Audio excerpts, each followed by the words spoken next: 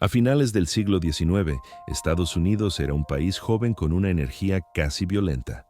Todo parecía moverse deprisa. Las ciudades crecían hacia arriba, los trenes cruzaban territorios que apenas habían sido dibujados en los mapas, y las fortunas nacían con una rapidez que habría parecido indecente en cualquier corte europea. En Nueva York, en Chicago, en Pittsburgh, el dinero no se heredaba, se conquistaba. Se levantaba entre humo de fábricas, minas, acero, petróleo y bancos que parecían multiplicarse como si alguien hubiera decidido que la riqueza era un experimento nacional. Y sin embargo, había algo que no podía fabricarse en un taller ni comprarse en una bolsa de valores. Algo que el dinero por sí solo no sabía construir. Pasado. Un apellido con siglos encima. Un escudo con historias de guerra, alianzas y traiciones. Un castillo que no fuera una mansión nueva con fachada europea, sino una piedra vieja de verdad, manchada por generaciones. Un título que no sonara a club privado, sino a continuidad histórica. En América, un millonario podía levantar un palacio en 2 años, pero ese palacio no tenía ecos. Era grande, sí. Impresionante, sí. Pero no podía fingir que allí habían ocurrido bodas reales, conspiraciones, herencias malditas, incendios, exilios, reconciliaciones imposibles. No había fantasmas. Al otro lado del Atlántico, Europa era lo contrario. Allí el pasado no era un accesorio, era el aire. Había castillos que llevaban siglos mirando el mismo valle. Había títulos que se pronunciaban como si fueran parte de la geografía. Había familias que no necesitaban convencer a nadie de su importancia, porque la importancia estaba escrita en las paredes, en los retratos, en las genealogías interminables. Pero Europa, en ese mismo momento, empezaba a tener un problema que Estados Unidos no tenía. El dinero ya no alcanzaba. Los campos ya no producían como antes. Las rentas tradicionales se erosionaban. Mantener una casa enorme era más caro cada año. Los impuestos crecían. Y sobre todo, el mundo estaba cambiando. La riqueza moderna se movía hacia la industria, hacia las finanzas, hacia el comercio global. Y muchas familias europeas, acostumbradas a vivir del prestigio y de la tierra, se encontraban con algo humillante. Podían tener un castillo, pero no podían pagar el techo.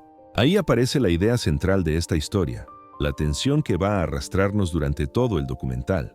Mientras Europa perdía poder económico, América producía millonarios más rápido de lo que sabía qué hacer con ellos. Y entonces surge una pregunta que parece simple, pero que explica un siglo entero de matrimonios, compras, escándalos y silencios.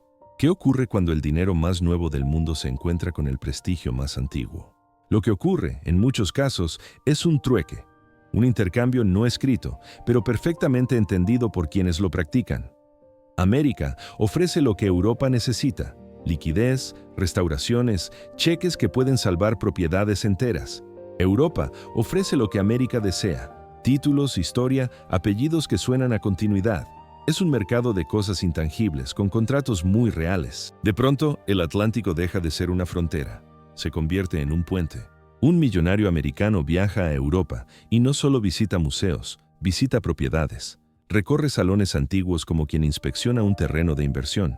Pregunta por herencias, por deudas, por el estado de las paredes. Y descubre algo que en su país era impensable: que un castillo puede estar en venta. Y al mismo tiempo, una heredera americana cruza el océano con vestidos impecables y un apellido famoso en Nueva York. Pero con una sensación persistente: la de estar en un teatro donde todos conocen el guión menos ella. Porque en Europa su dinero es respetado, sí, pero su falta de pasado se nota. A veces se dice con una sonrisa, a veces con una mirada, a veces con un comentario aparentemente inocente: ¿de qué familia es usted? Y la respuesta, por muy rica que sea, nunca suena igual que un linaje de 8 siglos. Es ahí donde el fenómeno se vuelve casi inevitable. Americanos comprando castillos. Americanas comprando títulos mediante matrimonio, no porque firmen un recibo, sino porque la lógica funciona como un intercambio, una dote enorme a cambio de un apellido que abre puertas que el dinero, en América, no abría del todo.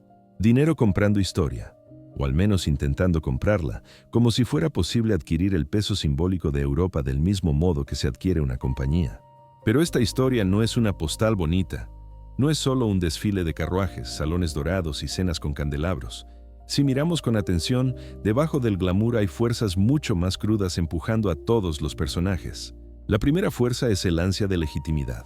Para muchos millonarios americanos, el dinero era una victoria. pero también una especie de acusación. Eres rico, sí, pero ¿qué eres además de rico? Europa ofrecía una respuesta elegante: ser conde, ser duquesa, ser princesa, tener un lugar oficial en la jerarquía social más antigua del mundo occidental. No era solo vanidad, era una forma de cerrar una herida invisible, la herida del advenedizo, del nuevo rico que sabe que su fortuna puede desaparecer en una mala generación, mientras los títulos parecen sobrevivir a cualquier crisis. La segunda fuerza es la decadencia aristocrática europea. No toda, por supuesto, pero una parte significativa de esa nobleza vivía una contradicción. Seguían representando el prestigio, pero empezaban a perder la capacidad material de sostenerlo. Y cuando sostenerlo significa mantener cientos de habitaciones, jardines, criados, caballerizas, restauraciones interminables, el orgullo puede doblarse. No siempre se rompe, pero se dobla. Lo suficiente como para aceptar acuerdos que antes habrían sido impensables. La tercera fuerza son los choques culturales brutales, porque aunque el dinero y el título puedan encajar en papel, la vida real es otra cosa. El americano que llega con una mentalidad práctica choca con una aristocracia que funciona por rituales y símbolos. La heredera que ha crecido con cierta libertad descubre que en una casa noble europea, la libertad es un concepto decorativo. Hay protocolos, expectativas, silencios. Hay una manera correcta de sentarse, de hablar, de relacionarse. Y el error no se castiga con una multa, se castiga con desprecio. La cuarta fuerza, la más dolorosa, es la tragedia personal detrás del glamour. Porque este intercambio raramente es neutro para los individuos. Un acuerdo que salva un castillo puede destruir una vida. Un matrimonio que une dos mundos puede convertirse en una prisión. Y muchas veces, la historia recordará el título, pero olvidará el precio que alguien pagó para obtenerlo. En medio de todo esto, vamos a seguir una figura recurrente, un rostro humano que nos permita no perdernos en la marea de nombres y lugares. Una heredera americana cuyo destino resume la lógica de esta época. Consuelo Vanderbilt. No porque su historia sea la única, ni siquiera porque sea la más extrema, sino porque funciona como una llave. Consuelo es una de esas personas que nacen dentro de una fortuna que parece infinita, y aún así descubren que el dinero no siempre significa control. Su vida nos servirá para entender por qué estas alianzas eran tan deseadas, tan negociadas y tan peligrosas. Porque cuando el prestigio se vuelve una mercancía, alguien termina siendo la moneda. Y si todo esto suena distante, como una rareza de otro siglo, conviene recordar una cosa. Esta historia no es solo sobre aristócratas y millonarios, es sobre cómo las sociedades deciden quién pertenece, quién merece respeto, quién tiene legitimidad, y sobre cómo, cuando esas reglas empiezan a cambiar, las personas con recursos intentan comprar el lugar que sienten que les falta. En los próximos capítulos vamos a ver castillos vendidos, títulos utilizados como salvavidas, familias enteras reconfiguradas por una dote. Veremos glamour, sí, pero también veremos silencios, humillaciones, pactos y pérdidas. Porque el Atlántico no solo transportó dinero, también transportó expectativas imposibles. Para entender por qué Europa estaba en venta, primero hay que entender qué estaba pasando al otro lado del océano. En las últimas décadas del siglo XIX, Estados Unidos entró en una fase de crecimiento tan acelerado que incluso sus propios protagonistas tuvieron dificultades para comprender lo que estaba ocurriendo. Fortunas que en Europa habrían tardado generaciones en construirse aparecían en cuestión de años, a veces de meses. El país parecía una máquina diseñada para producir riqueza sin descanso, y quienes sabían colocarse en el lugar adecuado, en el momento adecuado, veían cómo sus nombres pasaban del anonimato a los titulares financieros casi de la noche a la mañana. Los ferrocarriles cosieron el territorio como una red de venas de acero. El petróleo transformó regiones enteras en centros de poder económico. El acero levantó ciudades hacia el cielo. La banca aprendió a mover cifras que ningún estado europeo habría manejado con comodidad. El dinero fluía, se multiplicaba, se reinvertía. Y con él aparecía una nueva clase social, los millonarios americanos. Apellidos que hoy nos suenan casi míticos. Vanderbilt, Astor, Gould, Rockefeller, eran en realidad extraordinariamente jóvenes. No hablaban de castillos medievales ni de guerras dinásticas, sino de muelles, locomotoras, pozos petrolíferos, trusts y fusiones. Eran nombres asociados al ingenio, a la agresividad empresarial, a una capacidad casi despiadada para dominar sectores enteros de la economía. Y sin embargo, había un problema que ninguno de esos balances podía resolver. Tenían dinero, no tenían linaje. En Europa, el apellido precedía al individuo. Era una carta de presentación automática. En Estados Unidos, el apellido era, como mucho, una marca reciente. Podía impresionar por su tamaño, pero no por su profundidad histórica. Y en una sociedad que empezaba a obsesionarse con la jerarquía social, esa diferencia pesaba más de lo que muchos estaban dispuestos a admitir en público. La alta sociedad americana se convirtió en un escenario de compensación permanente. Mansiones gigantescas brotaron en Nueva York, Newport o la Quinta Avenida, no solo como hogares, sino como declaraciones de intención. Techos más altos que los de los vecinos, salones más largos, escaleras más teatrales, todo tenía que gritar éxito. Todo tenía que demostrar que el dinero no era un accidente pasajero, sino algo digno de respeto. Los bailes eran excesivos, casi obscenos en su escala. Invitaciones que funcionaban como listas de exclusión. Si estabas dentro, eras alguien.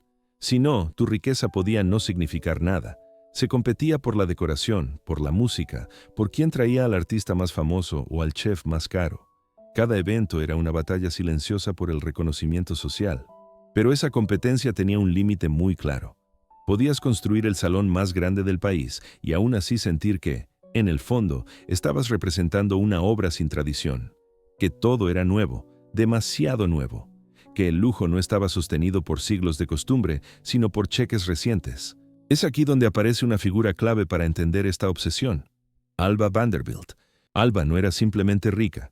Era consciente, de una forma casi despiadada, de lo que la riqueza significaba y de lo que no.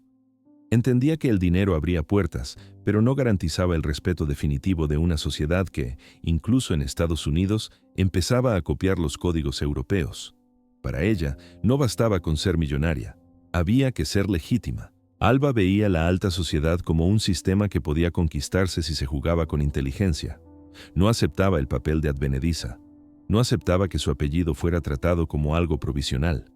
Y estaba dispuesta a utilizar todos los recursos a su alcance, sociales, económicos, incluso emocionales, para asegurar que su familia no solo fuera rica, sino reconocida como parte de una élite incontestable. Su obsesión por el estatus no era superficial, era estratégica. Entendía que el dinero podía desaparecer, dividirse, diluirse, pero un apellido bien colocado podía sobrevivir a crisis, divorcios, incluso a la ruina parcial.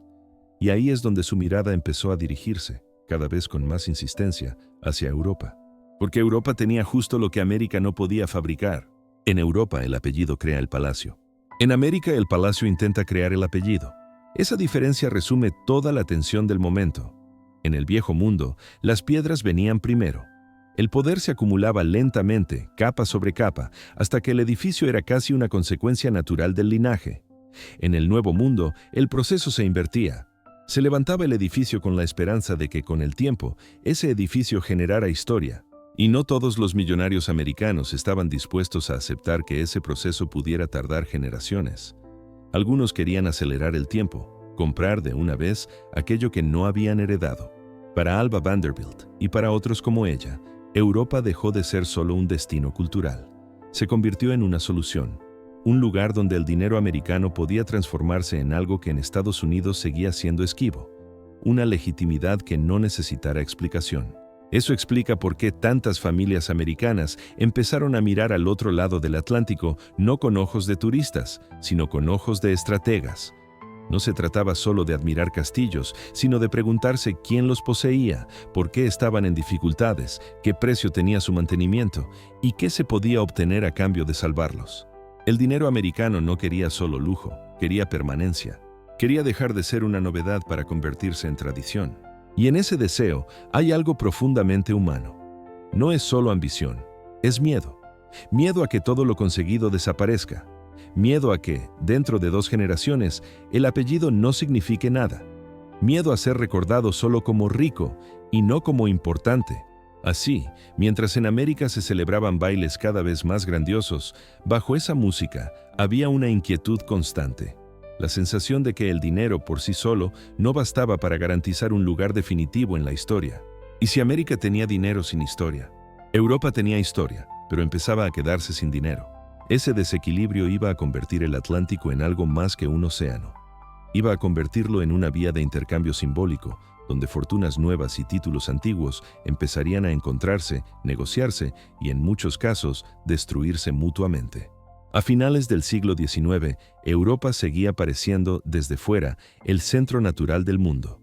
Sus capitales imponían respeto, sus palacios brillaban bajo lámparas de cristal, sus salones se llenaban de uniformes, joyas y apellidos que parecían llevar siglos practicando la misma coreografía. Pero debajo de esa superficie había una realidad incómoda. El continente que había dominado durante tanto tiempo empezaba a perder la batalla económica contra una fuerza nueva que venía del otro lado del Atlántico. La aristocracia europea había sido diseñada para un mundo anterior a la industria. Su riqueza tradicional no dependía de fábricas ni de mercados globales, sino de algo más lento y más antiguo: la tierra. Rentas agrícolas, derechos feudales reconvertidos en ingresos, bosques, molinos, granjas, pequeñas ciudades enteras en manos de una familia. Durante siglos, ese sistema había funcionado porque el tiempo estaba de su lado. La tierra siempre producía algo, la gente siempre necesitaba comer, el campesino siempre pagaba, de una forma u otra. Pero en la Europa industrial, la tierra ya no era una garantía. Los precios agrícolas se movían con mercados internacionales. Las importaciones baratas desde América golpeaban los ingresos de muchos terratenientes. Los campesinos se convertían en obreros y dejaban atrás la dependencia tradicional. Las ciudades crecían y con ellas surgía un tipo de poder que ya no se inclinaba automáticamente ante un título. Y como si eso fuera poco, los estados modernos empezaron a hacer algo que las viejas familias odiaban: cobrarles. Los impuestos crecieron. Los gobiernos necesitaban financiar ejércitos modernos, infraestructuras, burocracias más grandes, y una parte creciente de ese dinero debía salir, por fin, de quienes llevaban siglos viviendo protegidos por privilegios. En países como Francia, la aristocracia había sido golpeada mucho antes por revoluciones. En otros, el proceso fue más lento, pero igual de inevitable. El Estado comenzó a mirar a los castillos como propiedades, no como símbolos intocables. Eso abrió una herida silenciosa. Mantener un castillo no era como mantener una casa grande, era mantener un organismo entero: techos que se filtraban, alas enteras sin uso, sistemas de calefacción ineficientes, cientos de ventanas, establos, jardines, personal, cocinas inmensas. Los palacios eran bellos precisamente porque habían nacido en una época en la que la eficiencia no importaba. Pero en la era moderna, esa belleza era una factura constante. Así es como muchos nobles europeos empezaron a vivir una contradicción diaria. Seguían caminando por pasillos decorados con tapices y retratos de antepasados, mientras contaban monedas para pagar el carbón del invierno. Es en este punto donde entra nuestra figura recurrente número 2, un aristócrata europeo empobrecido. No uno de los grandes nombres que aún podían sostener su poder con influencia política o inversiones, sino un duque, un conde, un príncipe menor de una región concreta, alguien con un apellido que abría puertas, pero con cuentas que ya no cerraban. Imagina su situación. Desde niño le habían enseñado que su familia era parte del orden natural de Europa, que su deber era representar continuidad, que su casa no era solo un patrimonio, era una institución, un símbolo de su región, una extensión viva de la historia. Y sin embargo, ahora, adulto, se encontraba haciendo algo casi impensable: negociar con banqueros, hablar de hipotecas, vender cuadros de sus antepasados, alquilar alas del palacio, reducir personal, y aún así, seguir saludando en recepciones como si nada hubiera cambiado. Esa es la clave: apariencia versus realidad. Por fuera, las fachadas seguían siendo gloriosas. Las cenas seguían llenas de plata y porcelana. Las invitaciones seguían utilizando títulos y protocolos, como si el mundo no hubiera avanzado un milímetro desde 1750. Los nobles europeos eran expertos en sostener una imagen, porque su poder dependía, en gran parte, de que esa imagen siguiera existiendo. Pero por dentro, muchas de esas casas estaban en rojo. Los libros de cuentas se llenaban de números incómodos, deudas con bancos, préstamos familiares, intentos desesperados de encontrar nuevas fuentes de ingresos que no destruyeran el orgullo. Porque para muchos de ellos, el problema no era solo económico, era moral. Aceptar dinero nuevo implicaba aceptar un mundo nuevo. Un mundo donde el apellido no garantizaba la autoridad. Un mundo donde un industrial podía entrar en el mismo salón que un duque, y quizá, con el tiempo, ser más influyente que él. Eso explica por qué, para algunos nobles, vender no era una opción. Preferían vivir con el castillo frío antes que admitir que su linaje necesitaba ayuda externa, y aún así, la realidad era implacable. Los tejados se caían igual, los impuestos llegaban igual, el mantenimiento no se detenía porque alguien tuviera orgullo. Tenían siglos de historia, pero no dinero para calentar los pasillos. Y esa frase no es solo una imagen bonita, es casi literal. Hay testimonios de familias que cerraban alas enteras de sus mansiones en invierno porque no podían mantenerlas. Salones sellados, habitaciones oscuras, galerías que solo se abrían cuando había visitas importantes. Se vivía en una pequeña parte del palacio, mientras el resto se convertía en un museo silencioso de una grandeza que ya no podía sostenerse. Este aristócrata empobrecido, nuestra figura recurrente, no se veía a sí mismo como un vendedor, se veía como un guardián, un custodio temporal de algo que debía pasar intacto a la siguiente generación, pero a veces la siguiente generación no quería esa carga, o no podía. Y entonces la pregunta inevitable aparecía: si no puedo mantenerlo, ¿qué hago con todo esto? En ese momento, Europa se volvió vulnerable a una solución que, unos años antes, habría parecido absurda. América. Porque mientras Europa lidiaba con castillos que se desmoronaban, al otro lado del océano había familias que buscaban desesperadamente algo que comprar con su dinero. Historia, legitimidad, raíces. Los nobles europeos tenían prestigio acumulado, pero sin liquidez. Los millonarios americanos tenían liquidez, pero sin prestigio. Era una simetría perfecta, casi peligrosa, porque invitaba a la transacción. Y cuando estas dos crisis se encontraron, nació un mercado inesperado, el mercado del prestigio.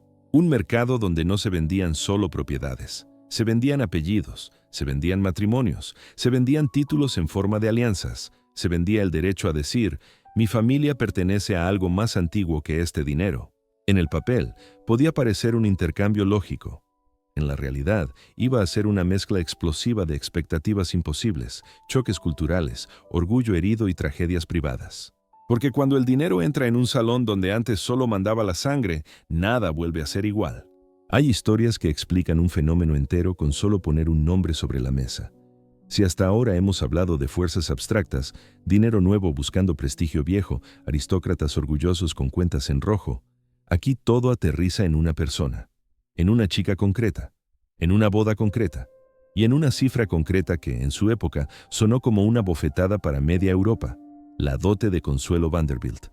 Porque cuando la prensa y los salones de ambos lados del Atlántico empezaron a susurrar lo que se estaba negociando, ya no se trataba solo de amor o de estatus, era una operación, un intercambio, una compra envuelta en encaje.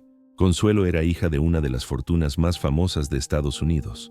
Vanderbilt significaba ferrocarriles, magnates, mansiones imposibles. Y sobre todo, significaba un tipo de riqueza que en Europa todavía parecía casi vulgar, gigantesca, reciente, ruidosa. Pero Alva Vanderbilt, la madre, no quería que esa riqueza se quedara en la categoría de nuevo dinero. Ella quería algo más difícil de obtener que un palacio en la Quinta Avenida. Quería legitimidad.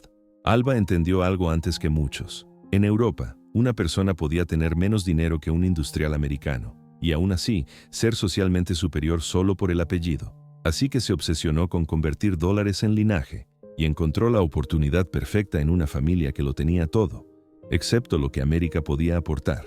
El duque de Marlborough no era un aristócrata cualquiera. Su título estaba asociado a una de las grandes leyendas de la nobleza británica, y su residencia, Blenheim Palace, no era una casa señorial. Era un monumento, un símbolo, una pieza de propaganda convertida en piedra. Pero Blenheim también era una máquina de gastar dinero. Techos, galerías, jardines, personal, reparaciones constantes. Para finales del siglo XIX, el palacio era tan impresionante como costoso, y los ingresos tradicionales ya no alcanzaban para sostener el mito sin endeudarse. Y entonces apareció América con su solución favorita: pagar.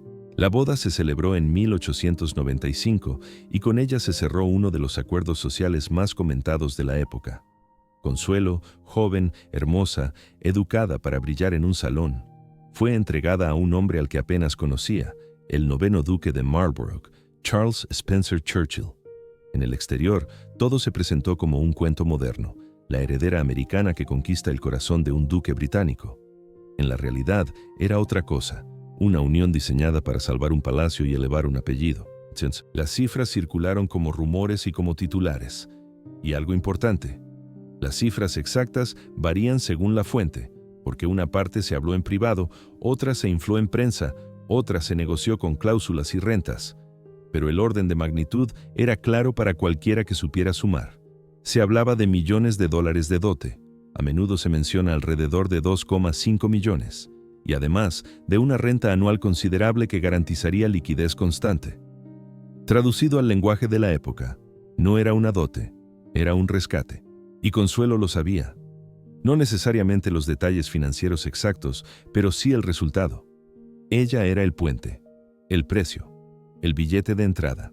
Aquí entra la parte más cruel del fenómeno.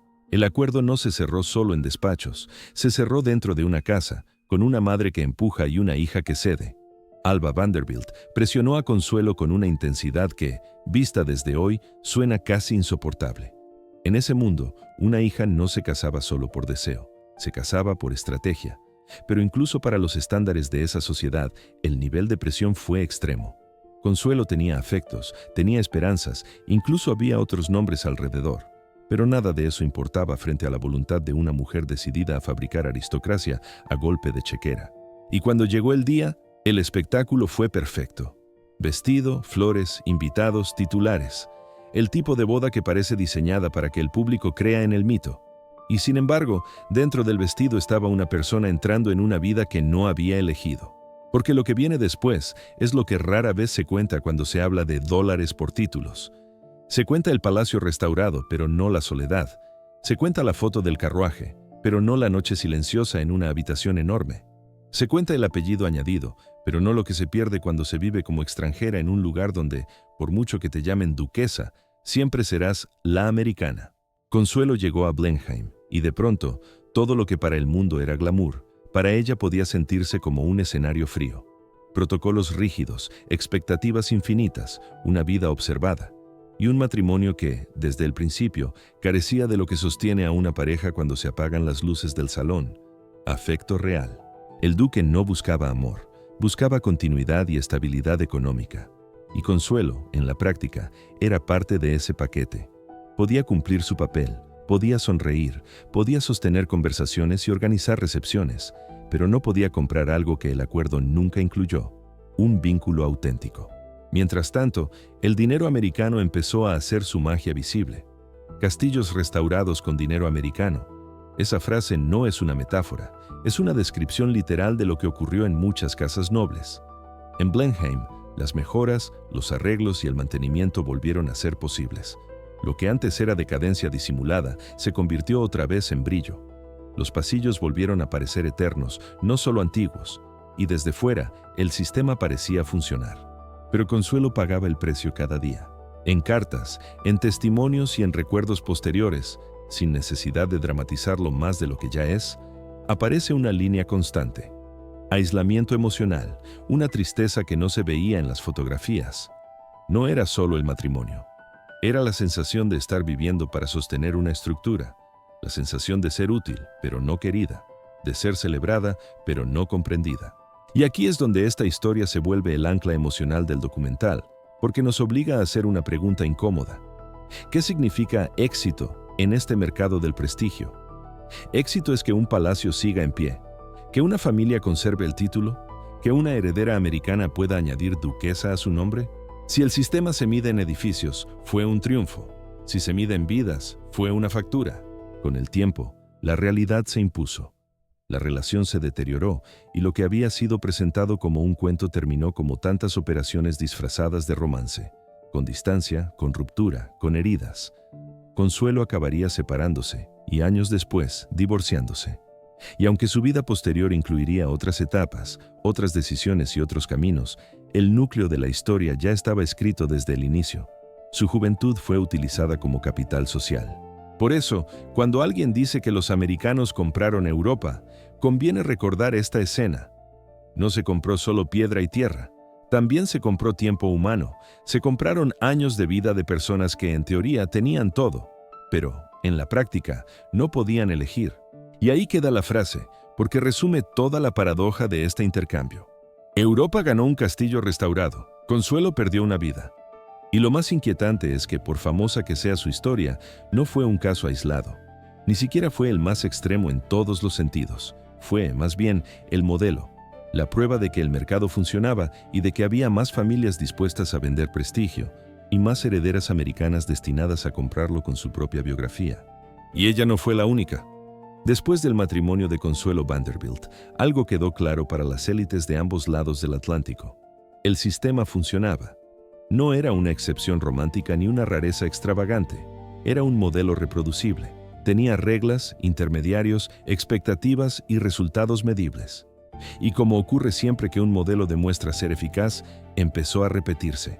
Fue entonces cuando apareció un término que, con el tiempo, resumiría toda una época. Dollar Princesses. No era un título oficial ni una categoría legal. Era una etiqueta social, a veces irónica, a veces cruel, que designaba a las herederas americanas que cruzaban el océano cargadas de dólares para casarse con miembros de la aristocracia europea. Mujeres jóvenes, ricas, educadas, enviadas, de forma explícita o implícita, a transformar dinero en estatus y estatus en legitimidad familiar. El término se popularizó en la prensa británica, pero pronto se entendió en toda Europa. No hacía falta explicar demasiado. Todo el mundo sabía de qué se hablaba: americanas con fortunas nuevas, aristócratas con apellidos antiguos y matrimonios que parecían cuentos, hasta que se observaban de cerca. En el Reino Unido, el fenómeno fue especialmente visible. La nobleza británica, con su sistema rígido de títulos y su obsesión por la continuidad familiar, era el destino perfecto para estas alianzas.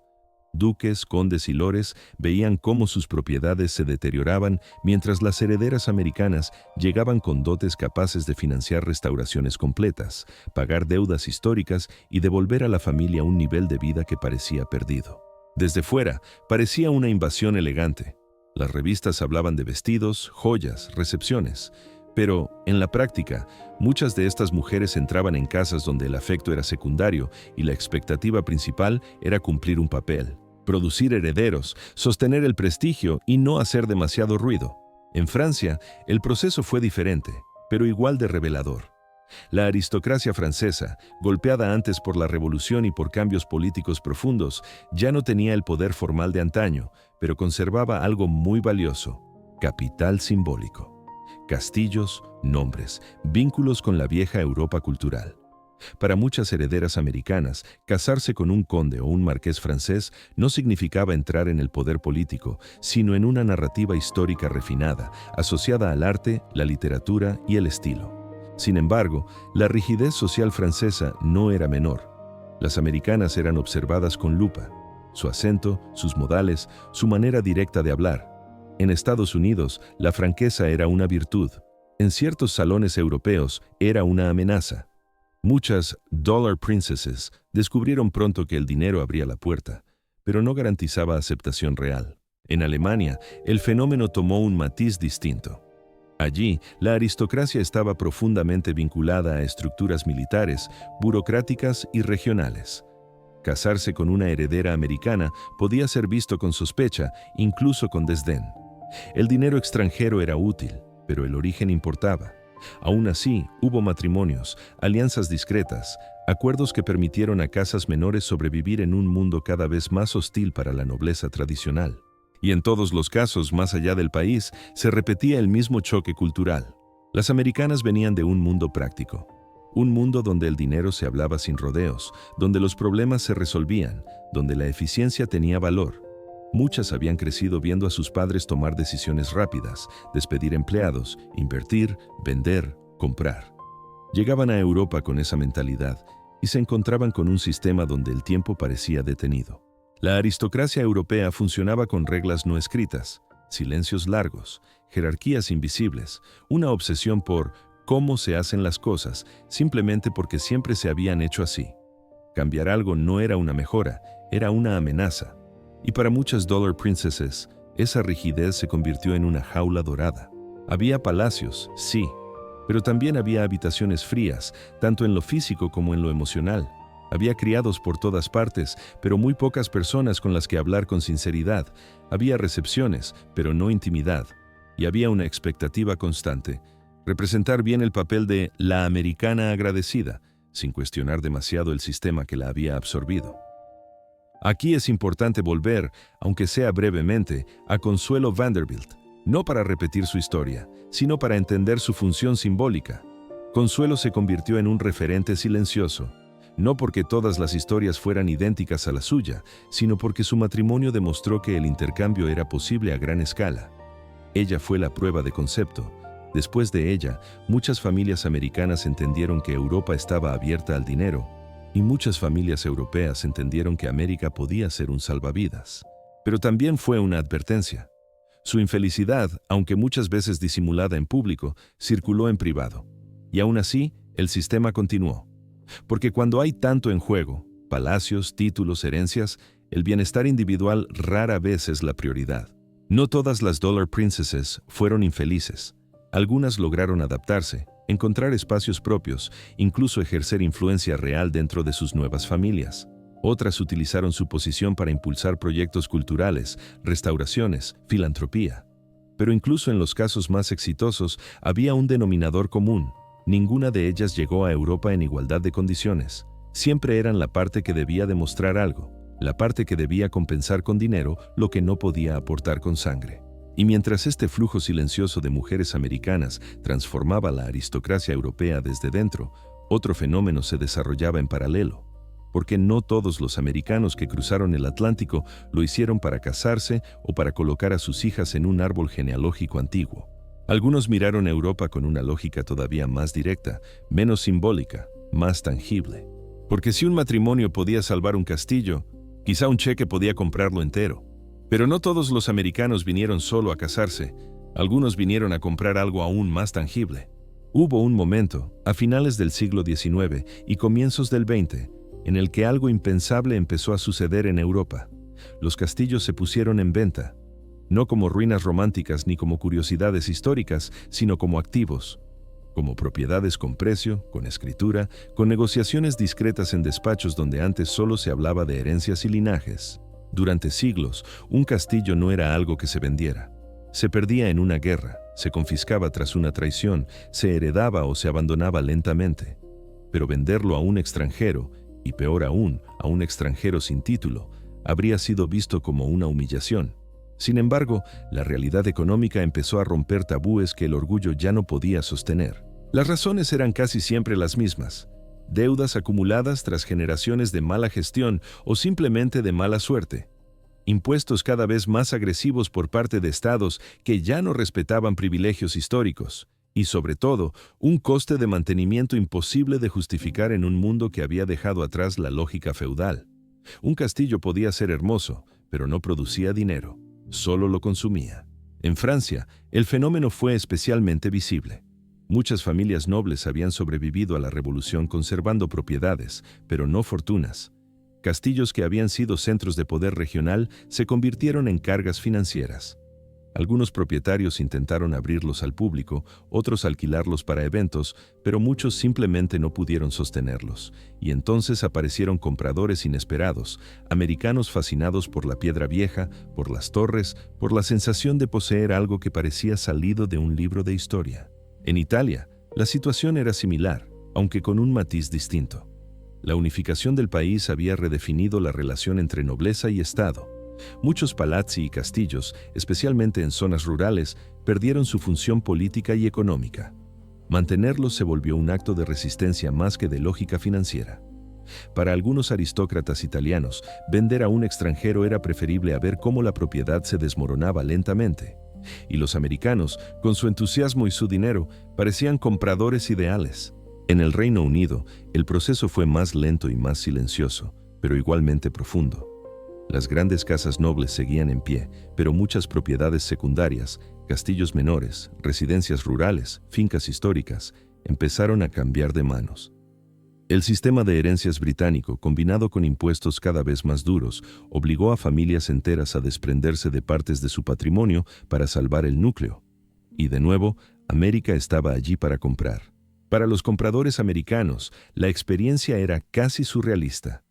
En su país, una casa de 100 años ya era histórica. En Europa, estaban negociando edificios que habían visto cruzadas, guerras dinásticas, reformas religiosas, revoluciones. No compraban solo metros cuadrados, Compraban una narrativa, una sensación de permanencia que ningún rascacielos podía ofrecer. Y aquí ocurre algo interesante.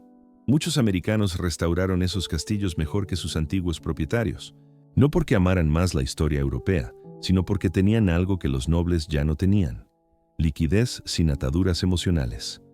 Un aristócrata podía dudar durante años antes de vender una obra de arte o modernizar una estructura, porque cada decisión parecía una traición a sus antepasados. Un americano, en cambio, veía el castillo como un proyecto, algo que podía salvarse, actualizarse, adaptarse. Se restauraban techos, se reforzaban muros, se modernizaban sistemas. El castillo volvía a brillar, no como símbolo feudal, sino como propiedad viva. Para los vecinos locales, la situación era ambigua. Por un lado, el castillo se salvaba, se creaban empleos, se evitaba el abandono. Por otro, algo se había roto.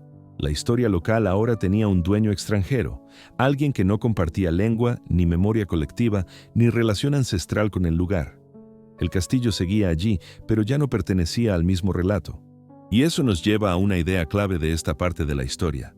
Por primera vez, la historia europea tenía propietarios extranjeros, no administradores temporales, no aliados, propietarios, personas que podían decidir qué se restauraba, qué se vendía, qué se cerraba al público, qué se convertía en hotel, en museo privado o en residencia personal. El pasado, que siempre había sido heredado, ahora podía comprarse. Este cambio tuvo consecuencias profundas, aunque silenciosas. Alteró la relación entre territorio y memoria, introdujo una lógica de mercado en lugares que durante siglos habían estado protegidos, para bien o para mal, por la inercia de la tradición. Y sobre todo, reforzó una idea peligrosa: que el dinero podía no solo entrar en la historia, sino reescribirla. Para muchos americanos, poseer un castillo era el final del viaje, el símbolo definitivo de haber cruzado la barrera invisible que separaba al nuevo rico del alguien. Pero para otros no era suficiente, porque aunque un castillo podía comprarse, seguía faltando algo que ni siquiera la piedra más antigua podía garantizar. Un castillo podía dar prestigio, un título podía dar reconocimiento, pero ninguno de los dos podía ofrecer lo más codiciado de todo: antigüedad real en la sangre. Y es ahí donde algunos americanos decidieron ir más lejos, más atrás en el tiempo, más profundo en la idea de pertenencia, porque no querían solo vivir en la historia, querían fundarla. Pero algunos americanos no se conformaron con poseer castillos, querían algo más antiguo aún. Comprar un castillo era una declaración, casarse con un título era una estrategia, pero hubo un paso más, mucho más ambicioso, que algunos americanos empezaron a imaginar cuando ya tenían lo que parecía imposible. Querían fundar dinastías. No solo entrar en la aristocracia europea como invitados ricos, sino convertirse en parte del sistema, dejar de ser los de fuera y empezar a ser los de siempre. Y ahí es donde la historia se vuelve más extraña, porque lo que intentaban no era solo social, era casi biológico. Querían que, dentro de 100 años, nadie recordara que el origen de ese apellido venía de Nueva York, Chicago o Boston. Querían que sus nietos fueran europeos por derecho natural, no por chequera. Ese sueño, por supuesto, no se decía así en voz alta. Se hablaba de adaptación, de integración, de tradición. Pero en la práctica era un proyecto muy concreto: convertir dinero nuevo en sangre antigua y luego hacer que esa mezcla pareciera inevitable. El primer paso era siempre el mismo: educación europea para los hijos. Internados en Inglaterra, tutores franceses, preceptores alemanes. Se les enseñaban idiomas como si fueran herramientas de supervivencia. Se les educaba en modales, en historia, en referencias culturales que un americano promedio no tenía por qué dominar. Aprendían a hablar de casa, de genealogías, de arte, de protocolos. Aprendían sobre todo a no parecer americanos. Porque en Europa, en ese mundo de títulos y jerarquías, el acento era un documento. La forma de moverse era una credencial. El apellido era una puerta, pero el comportamiento era el pasaporte. Y muchos de esos herederos, nacidos con millones, fueron moldeados desde pequeños para funcionar como piezas aceptables en el tablero europeo. Luego venía el segundo paso: cambio de identidad. Algunos ajustaban nombres para que sonaran menos industriales y más nobles. Otros adoptaban tradiciones familiares europeas, como si pudieran implantarse por decisión. Había familias que empezaban a celebrar festividades europeas con más devoción que las americanas. Se compraban retratos al óleo, se encargaban árboles genealógicos que conectaran, aunque fuera de manera indirecta, con alguna rama respetable. Se coleccionaban reliquias, no por valor artístico, sino por efecto simbólico.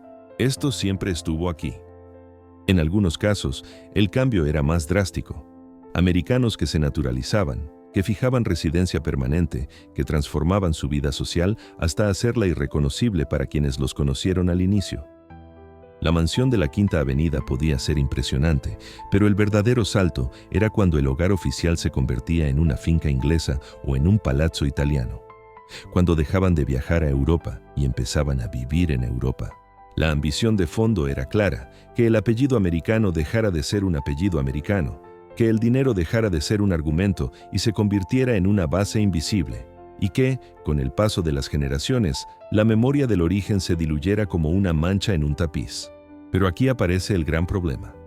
Europa no solo era una cultura, era una máquina social con memoria larga. Aunque una heredera americana se casara con un conde y viviera 30 años en su castillo, siempre habría alguien que recordaría la dote. Siempre habría un primo, un vecino, un rival social que susurraría, sí, pero vienen del dinero. Y eso podía tolerarse en una generación, incluso en dos. Pero para convertirlo en linaje, hacía falta algo que no se compra: tiempo. Y el tiempo jugaba en contra.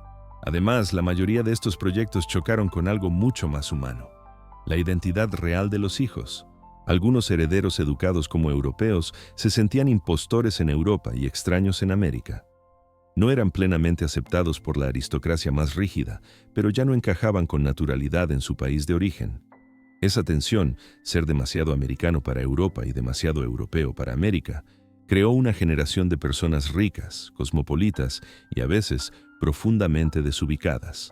Y cuando intentaban consolidar el linaje, aparecían los conflictos familiares clásicos, solo que amplificados. Matrimonios infelices, divorcios, escándalos públicos, herencias peleadas. Porque una dinastía no se construye solo con dinero y planes, se construye con estabilidad interna. Y eso, incluso en las casas más antiguas, era raro. Hubo también un límite político. Las monarquías y aristocracias europeas empezaban a perder poder real. El título podía seguir existiendo, sí, pero cada vez significaba menos en términos prácticos. En algunos lugares, las viejas reglas que protegían a la nobleza estaban desmoronándose. Y en otros, la presión social contra las élites se hacía más agresiva, más ideológica, más peligrosa.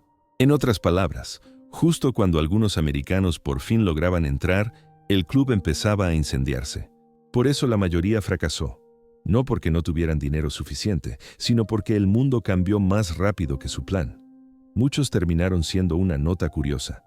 Una heredera americana que fue condesa, cuyos hijos se mezclaron y cuyos nietos ya no conservaron ni el título ni la fortuna. Otros conservaron el patrimonio, pero nunca lograron esa sensación de linaje inevitable que habían buscado. Y aún así, algunos lo consiguieron parcialmente. No en el sentido de fundar una dinastía que dominara Europa, sino en algo más sutil.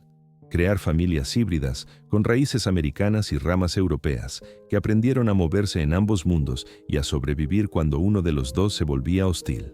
Porque si algo enseñó esta obsesión por el linaje, fue una verdad incómoda. El dinero podía construir castillos, podía sostener títulos, incluso podía fabricar una vida que pareciera antigua, pero no garantizaba continuidad. No garantizaba que el apellido durara. No garantizaba que la siguiente generación quisiera cargar con el mismo sueño. Y ahí encaja la frase que resume el corazón de esta parte. El dinero podía comprar el pasado, pero no siempre el futuro. El futuro exigía algo más: estabilidad política, aceptación social y un mundo que siguiera creyendo en la idea misma de la aristocracia.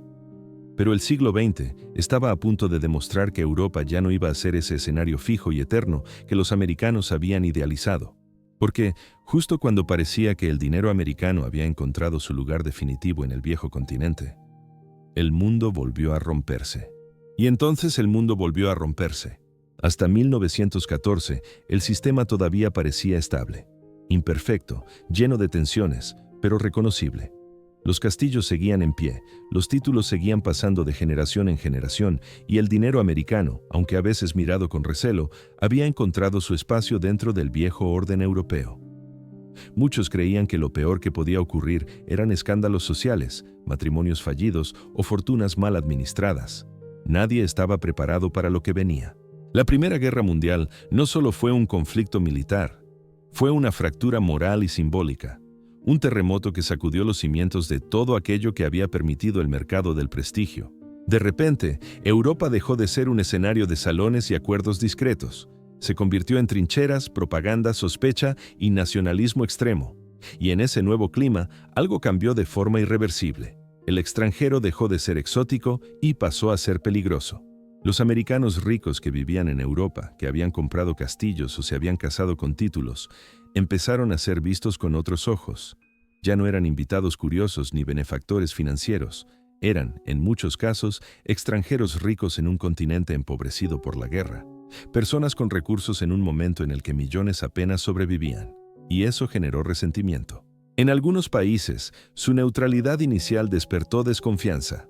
En otros, su acento o su origen los colocó automáticamente fuera del nosotros. La aristocracia, que durante siglos había funcionado como una red supranacional, empezó a romperse bajo el peso del nacionalismo. Ser primo ya no importaba. Ser parte del mismo linaje ya no protegía. Lo único que importaba era el pasaporte y la lealtad. Algunos americanos decidieron marcharse pronto. Vendieron lo que pudieron, cerraron casas, regresaron a Estados Unidos con la sensación de que el sueño europeo había terminado antes de lo previsto. Otros se quedaron, convencidos de que la guerra sería breve, de que el mundo volvería a su cauce habitual. Muchos se equivocaron. Cuando terminó la Primera Guerra Mundial, Europa ya no era la misma. Imperios habían caído, monarquías habían desaparecido, el prestigio heredado había quedado manchado por la derrota, la humillación o la irrelevancia. Y aunque el mercado del prestigio no murió del todo en ese momento, quedó gravemente herido. Pero lo peor aún no había llegado. La Segunda Guerra Mundial no solo destruyó ciudades y vidas, destruyó definitivamente la idea de que la aristocracia europea era un refugio estable. Y con ella, destruyó cualquier ilusión de que el dinero americano pudiera seguir comprando un lugar seguro dentro de ese mundo. Los castillos, que antes habían sido símbolos de continuidad, se convirtieron en objetivos estratégicos. Fueron requisados por ejércitos, utilizados como cuarteles, hospitales, centros de mando. Algunos fueron bombardeados, otros saqueados, muchos nunca se recuperaron. La piedra vieja, tan deseada por los compradores americanos, resultó no ser inmortal. Los propietarios extranjeros se encontraron en una posición imposible. Tener un castillo ya no era un signo de estatus, era un riesgo. Un edificio grande atraía atención, ocupación, sospechas. En algunos casos, las autoridades confiscaron propiedades simplemente por su valor estratégico. En otros, los dueños huyeron dejando atrás muebles, obras de arte, archivos familiares que desaparecerían para siempre. Y no solo fue una cuestión de edificios, los linajes mismos se rompieron. Familias aristocráticas europeas fueron aniquiladas, dispersadas, exiliadas. Hijos muertos en el frente, padres ejecutados o encarcelados, ramas enteras borradas por decisiones políticas o por el simple azar de la guerra. El apellido, que antes garantizaba protección, se convirtió a veces en una carga peligrosa. Para los americanos vinculados a ese mundo, el mensaje fue claro. Ya no había nada que comprar. El prestigio no servía de escudo. El título no protegía contra una ocupación militar. El castillo no garantizaba seguridad. Y el dinero, aunque útil para huir, no podía reconstruir lo que se estaba perdiendo. Muchos regresaron a casa en silencio. No como conquistadores culturales, sino como supervivientes. Algunos con fortunas mermadas, otros con la sensación amarga de haber apostado por una historia que se había desintegrado. En Estados Unidos, el relato europeo empezó a cambiar. Ya no se hablaba de castillos románticos y bodas aristocráticas con el mismo entusiasmo. Europa era ahora un continente herido, peligroso, impredecible. Para las generaciones siguientes, la idea de comprar Europa dejó de tener sentido. El viejo continente ya no representaba estabilidad ni legitimidad eterna, representaba riesgo, trauma, ruina y, sobre todo, un pasado demasiado pesado para cargarlo de nuevo. Las guerras habían hecho algo que ni los impuestos ni las deudas habían logrado por completo. Rompieron el hechizo. El hechizo que hacía creer que la historia europea podía absorber cualquier cosa, incluso el dinero más nuevo, y convertirlo en algo duradero. Después de 1945, el mundo entró en otra lógica.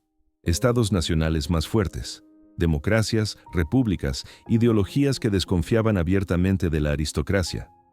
Los títulos sobrevivieron en algunos lugares, pero ya no como centros de poder, sino como vestigios culturales. Y para los americanos, Europa dejó de ser el escenario donde resolver su ansiedad de legitimidad. El mercado del prestigio, tal como había existido durante décadas, había terminado. Quedaban castillos vacíos, apellidos rotos, historias incompletas y la certeza de que aquel intercambio, dinero por pasado, había sido posible solo en un momento muy concreto de la historia. Un momento que las guerras mundiales cerraron para siempre. Porque después de tanta destrucción, quedó claro algo que nadie se atrevía a decir en voz alta antes. Europa ya no era un lugar para jugar a ser aristócrata. Hubo una imagen que sobrevivió durante décadas. La del americano que llega, compra un castillo, se pasea por salones antiguos y regresa a casa cuando quiere, como si Europa fuera un museo privado. Esa imagen es cómoda. Encaja con el mito del dinero que siempre encuentra salida. Pero es una versión incompleta, porque en medio de las guerras y de la caída del viejo mundo, hubo americanos que no pudieron volver. No por falta de dinero únicamente, sino por decisiones irreversibles, por fronteras que se cerraron, por matrimonios que se convirtieron en cadenas, por guerras que cambiaron las reglas de un día para otro. Algunos llegaron a Europa pensando que estaban comprando seguridad, un título, un apellido, una finca, una vida de prestigio. Y cuando todo se derrumbó, descubrieron algo brutal. Habían cambiado la libertad por un lugar en una jaula dorada. Al principio la jaula parecía un privilegio. Con el tiempo, se convirtió en una trampa. Imagina a una heredera americana casada con un aristócrata europeo. Al principio, la historia parece un cuento clásico. Ceremonias, fotografías, recepciones, un castillo con escudos en la entrada.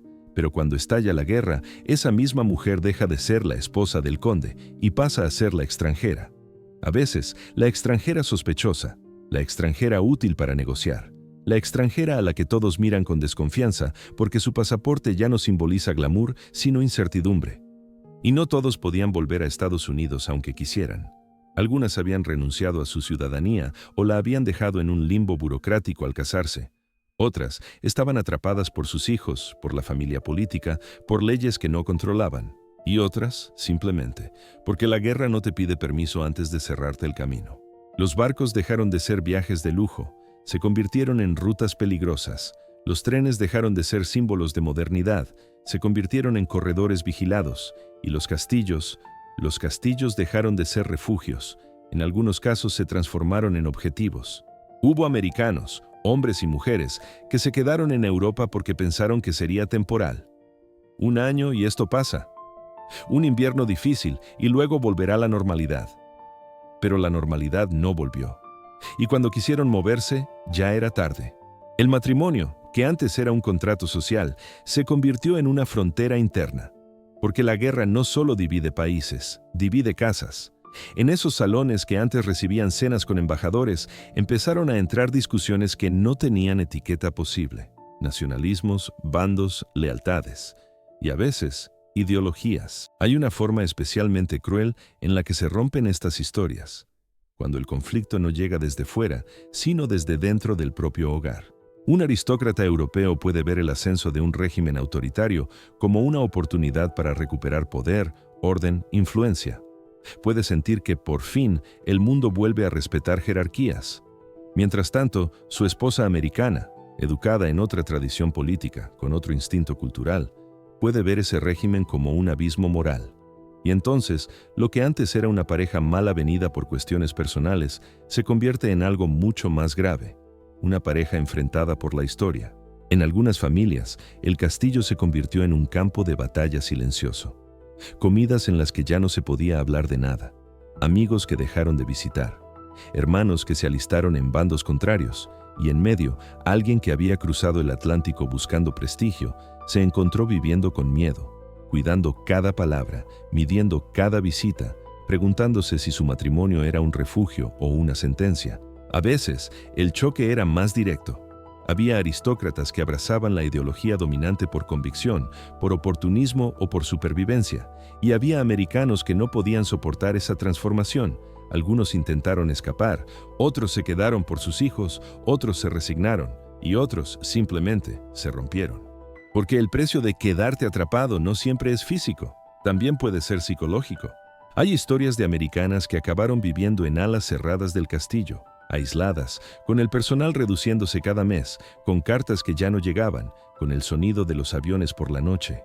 Historias de hombres americanos que habían invertido fortunas en restaurar propiedades y vieron cómo el ejército las requisaba o cómo la guerra las convertía en ruinas en cuestión de días. Y no solo ruinas materiales, ruinas emocionales. La pérdida total podía llegar de muchas formas. A veces era una confiscación legal. El Estado ocupa la propiedad, la convierte en hospital militar, después en edificio administrativo y al final el dueño ya no tiene nada. A veces era una confiscación brutal, tropas que entran, saquean, queman, destruyen archivos familiares, cuadros, muebles, cartas, todo lo que había convertido el lugar en una historia. Y a veces era una pérdida más lenta, impuestos de posguerra, reconstrucción, deudas acumuladas, mercados colapsados. El castillo se queda, pero es un esqueleto caro, imposible de mantener. Para quien había llegado desde América, acostumbrado a pensar que el dinero compra soluciones, la lección era devastadora. No puedes negociar con una guerra, no puedes sobornar a un bombardeo, no puedes convencer a una ideología de que respete tu apellido recién adquirido. No puedes pagar para que el mundo vuelva a ser lo que era. Y lo más trágico es que muchas de estas historias no dejaron un gran titular. No fueron la famosa heredera tal, no fueron la boda más comentada. Fueron casos silenciosos, apellidos perdidos en registros, cartas quemadas, memorias que se destruyeron, familias que nunca volvieron a hablar del tema. Porque regresar también significaba admitir el fracaso, significaba decir, fui a comprar historia y la historia me aplastó. Y eso para algunas personas era más difícil que la pérdida económica. Al final, cuando el siglo XX avanzó, muchas de estas figuras se desvanecieron. Algunos lograron volver a Estados Unidos décadas después, ya mayores, con vidas reconstruidas a medias. Otros nunca regresaron, porque ya no tenían a dónde volver realmente. Habían cortado puentes, habían tenido hijos europeos, habían enterrado demasiado en el continente como para dejarlo atrás. Y otros murieron en Europa, no como aristócratas, sino como personas atrapadas por decisiones tomadas en tiempos de lujo, decisiones que en tiempos de guerra se volvieron irreversibles. Y así, detrás del gran relato de castillos comprados y títulos adquiridos, queda una realidad incómoda. Hubo americanos que pagaron el precio más alto por jugar a pertenecer a un mundo que se estaba desmoronando. Para muchos, el sueño europeo terminó siendo una pesadilla. Cuando hoy recorremos Europa como visitantes, cuando paseamos por un castillo restaurado, dormimos en un hotel histórico o caminamos por un parque perfectamente cuidado, rara vez pensamos en quién pagó realmente para que todo eso siga en pie. Vemos piedra antigua, escudos, fechas lejanas, vemos historia. Pero en muchos casos, lo que estamos viendo no es solo herencia medieval o aristocrática. Es algo mucho más reciente, aunque casi invisible: dinero americano. Tras las guerras mundiales, Europa quedó marcada por la destrucción, la ruina y la necesidad urgente de reconstrucción. Muchos castillos que habían sobrevivido durante siglos estuvieron a punto de desaparecer definitivamente. Algunos estaban demasiado dañados. Otros eran demasiado caros de mantener para familias que ya no tenían poder político ni recursos económicos. Fue entonces cuando ocurrió algo curioso. Muchas de esas propiedades solo pudieron salvarse porque, décadas antes, habían sido sostenidas por fortunas venidas de Estados Unidos. Hoy, una parte significativa de esos castillos funciona como museos, lugares que reciben turistas, escolares, historiadores, espacios donde se explica la vida de reyes, duques y condes, pero donde rara vez se menciona que, en un momento crítico, fue una dote americana o una compra directa la que pagó el tejado, la restauración del ala principal o la conservación de una colección artística. La narrativa se detiene justo antes de ese dato incómodo, porque rompe la ilusión de continuidad pura. Otros castillos se han transformado en hoteles de lujo. Habitaciones donde el visitante duerme bajo vigas centenarias, desayuna en antiguos salones de baile y se siente por unas horas parte de una historia que parece intacta. Pero ese confort moderno, la calefacción, la electricidad integrada, las estructuras reforzadas, no siempre es fruto de la nobleza local. Muchas veces es el resultado de inversiones realizadas cuando los propietarios europeos ya no podían sostener sus propias residencias. Y no solo hablamos de edificios aislados. El dinero americano también dejó huella en infraestructuras más amplias, carreteras privadas convertidas después en vías públicas, jardines, parques, sistemas de canalización, restauraciones urbanas impulsadas indirectamente por dotes gigantescas que permitieron a ciertas familias mantener su posición durante unas décadas más. Incluso instituciones culturales, fundaciones, colecciones de arte, bibliotecas, sobrevivieron porque, en algún momento, una fortuna extranjera evitó su dispersión o su venta por partes. Lo interesante es que este legado no suele llevar placa. No hay monumentos que digan «financiado por una heredera americana». No hay discursos oficiales que reconozcan ese intercambio. La historia prefiere presentarse como algo orgánico, nacional, continuo. Y sin embargo, debajo de esa superficie hay una realidad más compleja. Europa moderna está parcialmente sostenida por capital que no nació en Europa. Aquí aparece una paradoja fascinante. Durante décadas, muchos europeos miraron con desconfianza a esos americanos que compraban castillos o se casaban con títulos. Se los veía como intrusos, como compradores sin sensibilidad histórica. Pero, con el tiempo, gran parte de lo que hoy se considera patrimonio europeo existe gracias a que alguien, desde fuera, estuvo dispuesto a pagar cuando el sistema interno ya no podía hacerlo. Eso no convierte a los americanos en salvadores altruistas. Sería una lectura demasiado simple. Muchos actuaron por ambición, por prestigio, por deseo personal. Pero el resultado es innegable. Sin ese dinero, una parte del paisaje europeo simplemente no existiría tal como lo conocemos. Y aquí encaja la frase que resume este legado silencioso. Europa no recuerda sus nombres, pero vive entre sus inversiones. No los recuerda porque no encajan en el relato clásico. No son reyes fundadores ni héroes nacionales. Son apellidos extranjeros, asociados a un momento incómodo de dependencia económica.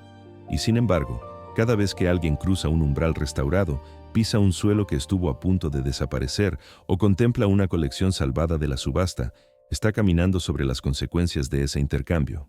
Este legado invisible también plantea una cuestión más amplia sobre cómo funciona la memoria histórica. Tendemos a recordar a quienes mandaron, a quienes lucharon, a quienes firmaron tratados, pero olvidamos a quienes pagaron la factura cuando el sistema dejó de funcionar. Olvidamos el capital silencioso, porque no encaja bien con la épica. Y eso nos lleva inevitablemente a una pregunta incómoda. Una pregunta que no se responde mirando al pasado, sino mirando al presente. Porque si el dinero americano pudo sostener Europa en su decadencia aristocrática, ¿qué tipo de dinero sostiene hoy nuestro mundo? ¿Y qué huellas invisibles estamos dejando ahora que solo se harán evidentes dentro de 100 años? Y aquí surge una pregunta incómoda. Hay una idea que incomoda precisamente porque suena demasiado simple. Y aún así, no deja de perseguirte cuando conectas todas las piezas. Europa colonizó América. Europa puso banderas, impuso lenguas, trazó fronteras, explotó recursos, escribió relatos enteros de superioridad. Durante siglos, el flujo pareció unidireccional, el viejo mundo dominando al nuevo. Pero luego llega a finales del siglo XIX, y la escena se invierte sin disparar un solo cañón. Porque mientras Europa seguía creyendo que el prestigio era suyo por derecho natural, América empezó a acumular el arma más moderna de todas, capital líquido. No ejércitos imperiales, no flotas coloniales, dinero, y no cualquier dinero, dinero tan abundante y tan rápido que ni siquiera tenía tradición para saber cómo gastarse con dignidad. Y entonces ocurre el choque. Europa, que había exportado poder durante siglos, empieza a importarlo. Solo que no lo llama así. Lo llama matrimonio, lo llama patrimonio, lo llama mecenazgo, lo llama una buena inversión. Pero en el fondo, el patrón es inquietantemente parecido al de un dominio. Un territorio que necesita recursos acepta condiciones. Un grupo que tiene recursos impone su presencia. La comparación parece provocadora, pero es difícil no verla. Europa colonizó América con poder político y militar. América compró Europa con poder económico y social. No fue una conquista visible. No hubo mapas coloreados ni tratados con firmas en tinta roja. Hubo cenas, hubo bailes, hubo contratos, hubo dotes, hubo escrituras notariales, hubo restauraciones, hubo sonrisas en fotografías, títulos concedidos, castillos salvados. Y poco a poco, el continente que presumía de antigüedad terminó aceptando algo que jamás habría admitido en voz alta, que su historia tenía precio. Pero aquí es donde la pregunta se vuelve realmente interesante. ¿Qué se compraba exactamente? Porque un castillo es piedra. Una colección es un conjunto de objetos, un título es una palabra, Y sin embargo, el verdadero producto que se estaba vendiendo era más abstracto: legitimidad. Los millonarios americanos no estaban comprando solo castillos, estaban comprando la sensación de pertenecer a una historia que no era la suya. Y los aristócratas europeos no estaban vendiendo solo propiedades, estaban vendiendo una especie de certificado invisible. Eres rico, pero ahora también eres alguien con pasado. Y eso abre un juego de poder extraño, casi cruel. ¿Quién dominaba realmente a quién? Europa seguía teniendo el poder simbólico, el aura, el protocolo, la etiqueta, la narrativa de siglos. América tenía el poder económico, la capacidad de pagar, sostener, rescatar, reconstruir. En apariencia, Europa ofrecía prestigio y América lo compraba. Pero en la práctica, el dinero empezó a dictar condiciones. Cuando una familia americana restauraba un castillo que la aristocracia ya no podía mantener, ¿quién estaba salvando a quién? Cuando una heredera pagaba la deuda de una casa noble a cambio de un título, ¿quién estaba ganando? Cuando un apellido europeo sobrevivía gracias a capital extranjero, ¿seguía siendo puro linaje o se había convertido en una marca sostenida por inversión? La respuesta, probablemente, es incómoda porque no favorece a nadie. No fue una colonización clásica, pero tampoco fue una simple compra inocente. Fue algo más sutil, un intercambio desigual donde cada parte necesitaba desesperadamente lo que la otra tenía. Europa necesitaba dinero para no derrumbarse. América necesitaba historia para no sentirse nueva. Y en medio quedaron personas. Porque cuando hablamos de América y Europa como bloques, todo suena elegante y abstracto. Pero la realidad fue humana y a menudo brutal. Herederas obligadas a casarse para convertir millones en apellido. Aristócratas humillados, sonriendo en público mientras sabían que su mundo se sostenía con dinero extranjero. Hijos educados para encajar en una identidad que no era la suya, viviendo como puentes entre dos culturas que se despreciaban y se necesitaban al mismo tiempo.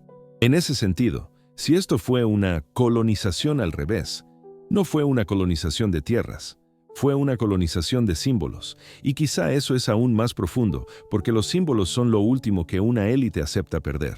Europa podía aceptar vender castillos. Lo que no quería aceptar era estar vendiendo su propia autoridad moral. Y ahí está el truco. Nadie lo llamó conquista, porque una conquista sin ejército parece imposible. Pero el resultado se parece demasiado a un dominio silencioso, una presencia extranjera incrustada en el patrimonio, en los linajes, en los salones de baile, en las cuentas bancarias, en la continuidad de apellidos que sin ese dinero habrían desaparecido. Así que la pregunta deja de ser ¿fue colonización? Y se convierte en algo más incómodo.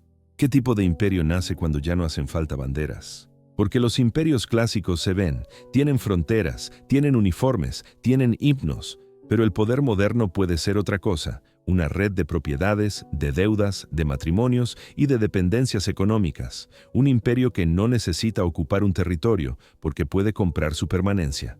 Y si lo piensas así, el intercambio entre América y Europa deja de ser una curiosidad social y se convierte en un ensayo general de algo mucho mayor.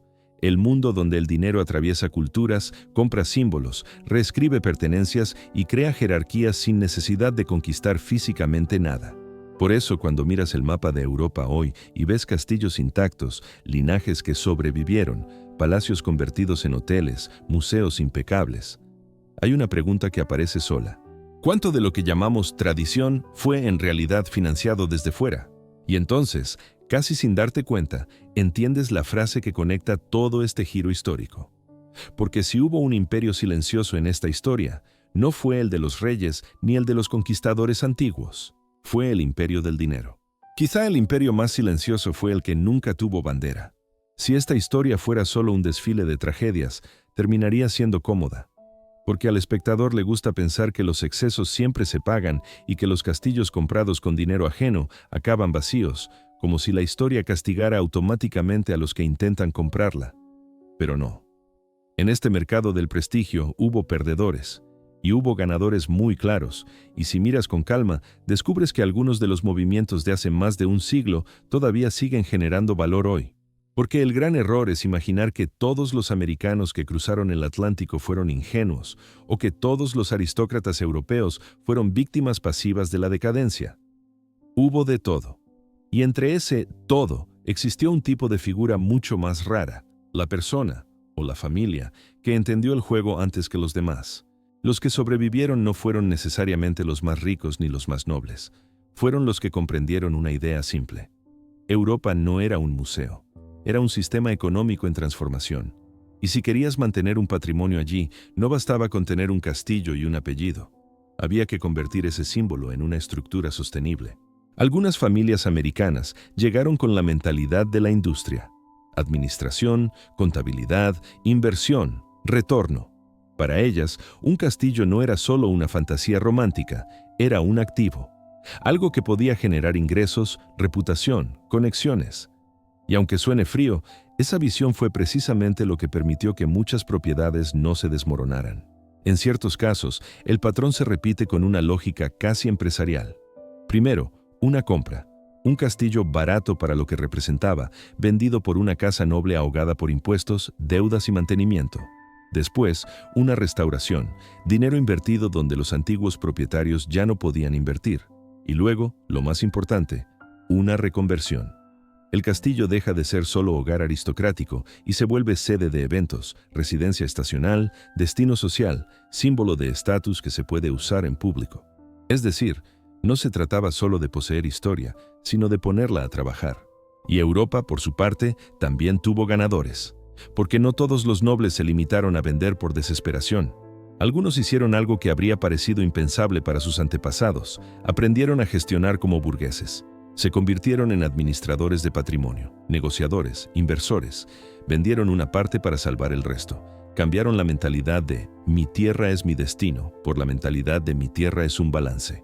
En vez de sostener palacios solo por orgullo, empezaron a sostenerlos con ingresos reales. Alquileres, turismo, acuerdos con el Estado, donaciones, fundaciones culturales.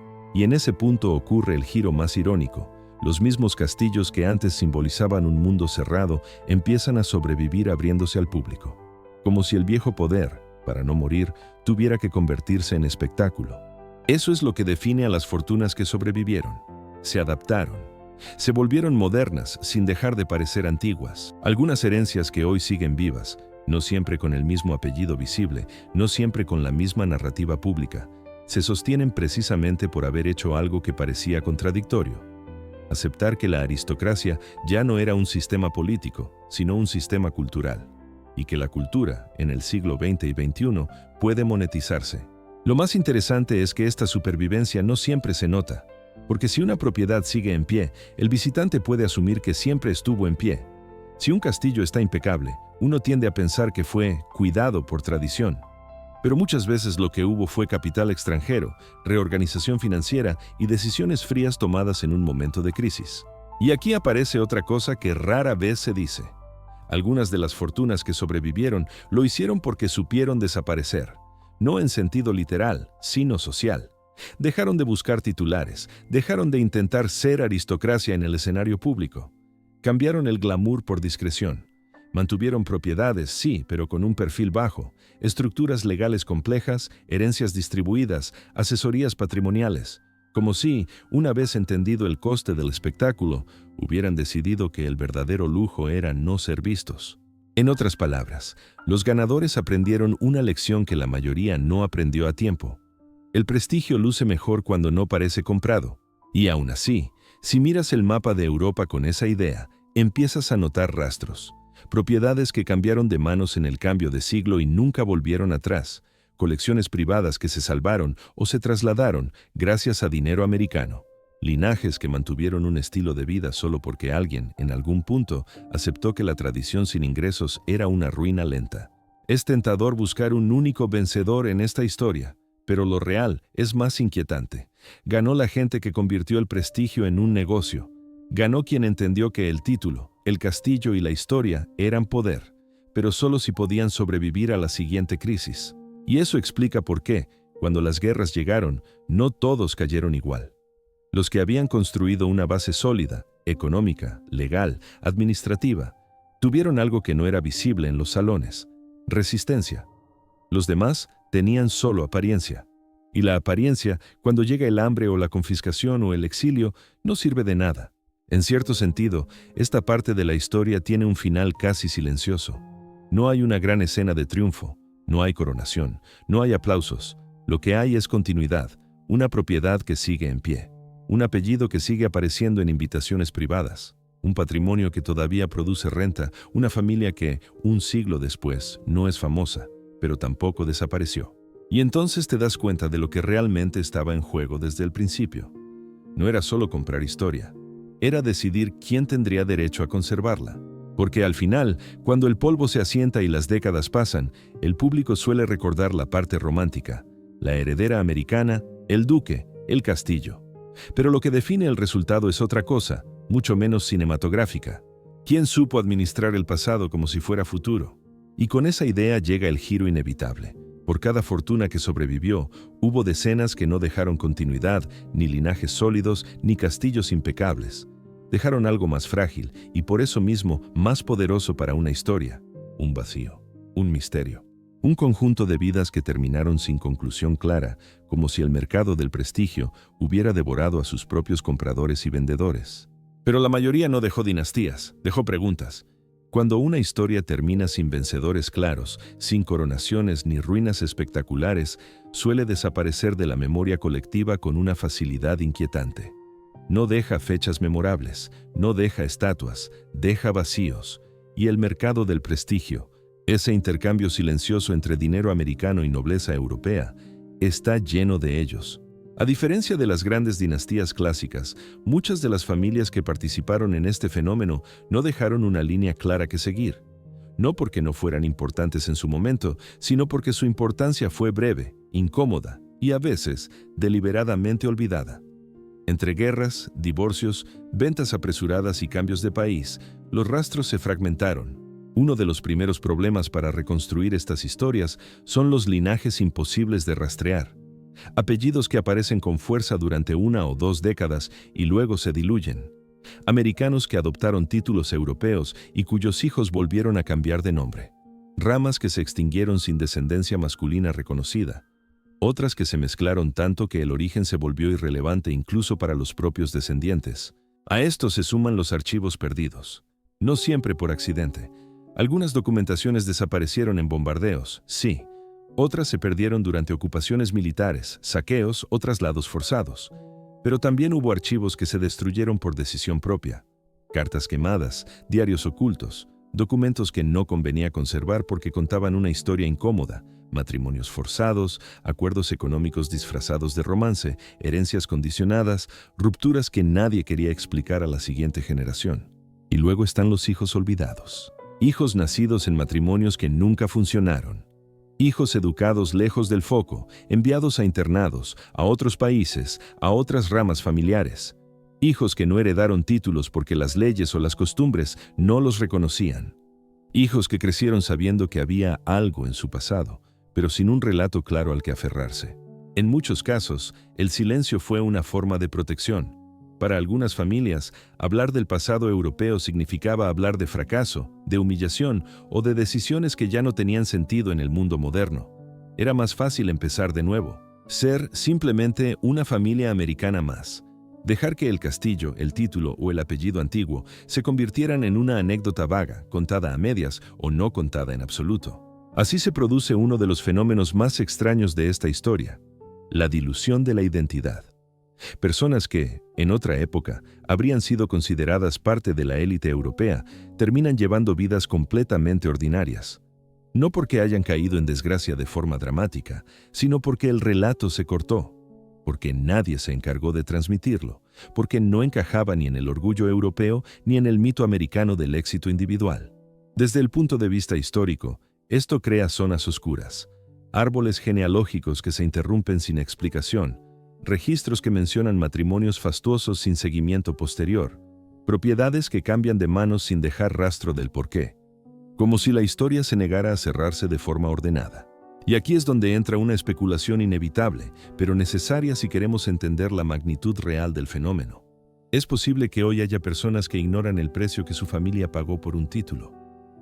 Personas que no saben que una fortuna fue sacrificada para comprar un apellido, que una vida fue reorganizada para sostener un castillo, que una generación entera vivió con expectativas que nunca se cumplieron.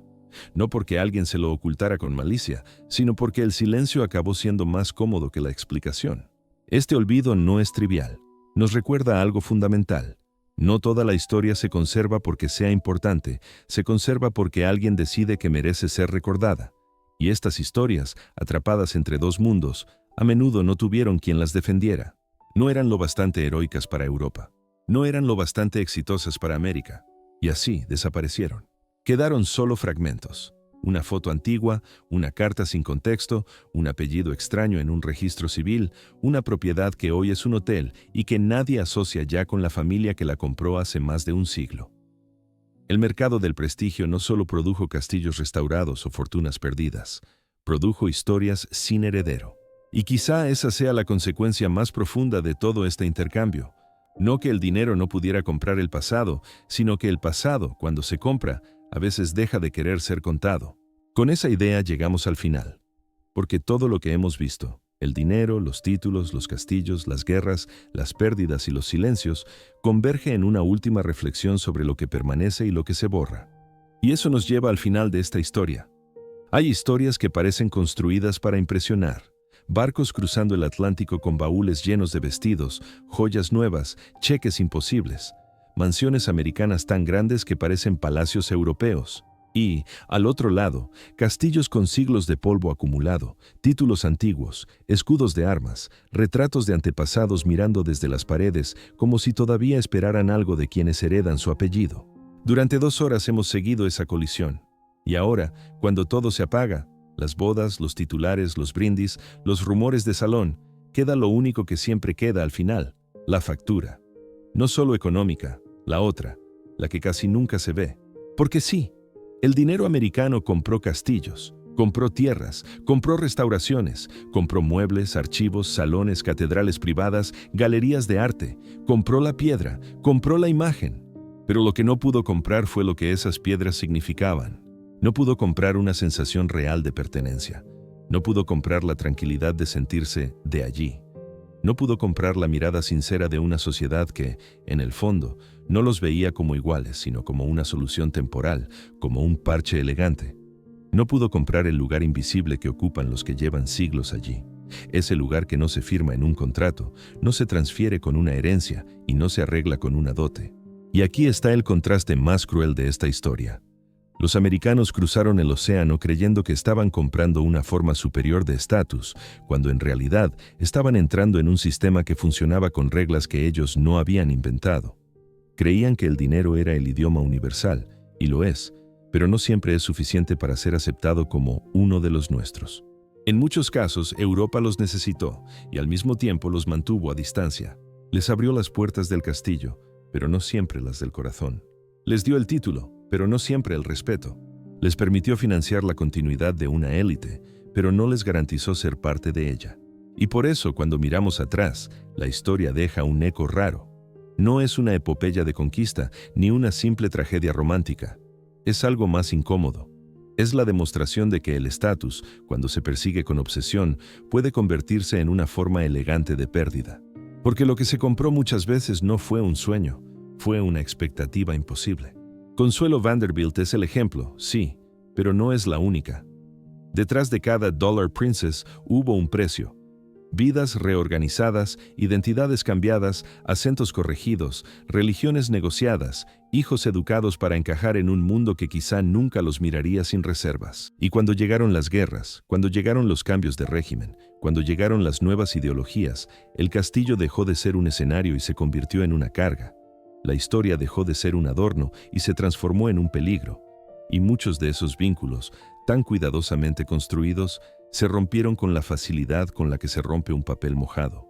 Así que al final la recapitulación es simple, aunque duela. El dinero compró castillos, no compró pertenencia. Y entonces llega la pregunta inevitable, la que convierte todo esto en algo más que una historia del pasado. ¿Vale la pena comprar prestigio? No el prestigio simbólico que se gana con trabajo o reputación, sino ese otro, el prestigio de escaparate, el que se hereda o se adquiere por asociación, el que parece abrir puertas, pero exige un peaje invisible. ¿Vale la pena vivir dentro de un decorado histórico si nunca terminas de sentirlo tuyo? ¿Vale la pena cargar con un apellido si solo te sirve para que te miren, pero no para que te entiendan? ¿Vale la pena comprar una identidad si esa identidad no nace contigo y el mundo lo sabe? Y luego hay una pregunta aún más incómoda, porque no mira al siglo XIX, nos mira a nosotros. ¿Qué estamos comprando hoy sin darnos cuenta? Hoy no compramos títulos nobiliarios con la misma facilidad, pero compramos otras cosas que cumplen la misma función: símbolos, acceso, asociaciones, pertenencia. Compramos estatus en forma de marcas, de experiencias, de círculos, de exclusividad. Nos vendemos a nosotros mismos la idea de que, si adquirimos lo correcto, seremos vistos de otra manera. Y quizá dentro de 100 años, alguien cuente una historia parecida sobre nuestro tiempo. No sobre castillos, sino sobre otros tronos invisibles, plataformas, fortunas digitales, imperios financieros, redes de influencia. Y quizá entonces también se pregunte lo mismo: ¿cuánto de eso era real y cuánto era solo el deseo de ser alguien a los ojos de los demás? Porque esa es la verdadera tesis que queda cuando se apagan los focos: que el estatus, perseguido como objetivo final, rara vez trae paz, y que el prestigio comprado siempre tiene una grieta, la sospecha de que no es legítimo. Y entonces, la frase final no es un giro dramático. Es una constatación sencilla, casi inevitable, después de todo lo que hemos visto. Los millonarios americanos compraron Europa, pero Europa nunca les perteneció del todo. No del todo, porque Europa no era solo tierra y piedra, era memoria, era sangre, era códigos sociales invisibles, era una forma de mirar el mundo que no se vende con una escritura ni se paga con una dote. Y sin embargo, aunque nunca les perteneciera por completo, dejaron algo allí. Restauraron castillos, sostuvieron dinastías en decadencia, alteraron matrimonios, cambiaron herencias, movieron piezas. Un imperio sin bandera, sin ejército, sin capital. Un imperio hecho de cheques, salones y silencios. Y como todos los imperios silenciosos, su rastro no siempre está en los libros, está en las paredes, en los nombres borrados, en los archivos incompletos, en los retratos donde una mujer americana mira a cámara desde un castillo europeo, con una elegancia perfecta y una distancia imposible de ocultar. Ahí queda la última imagen, y con ella, el último pensamiento. Quizá el precio real del estatus no se pague con dinero, sino con algo más difícil de recuperar. Con la vida que pudiste haber vivido si no hubieras intentado comprar otra.